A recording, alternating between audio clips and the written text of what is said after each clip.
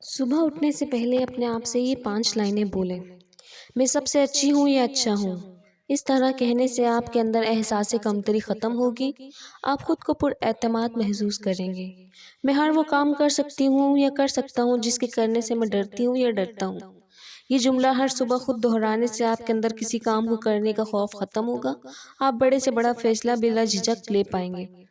आज का दिन मेरा है और ये सबसे अच्छा दिन गुजरेगा। इस तरह कहने से आपको खुद को ये महसूस करवाते हैं कि आज का दिन अच्छा है और अच्छा ही गुजरेगा।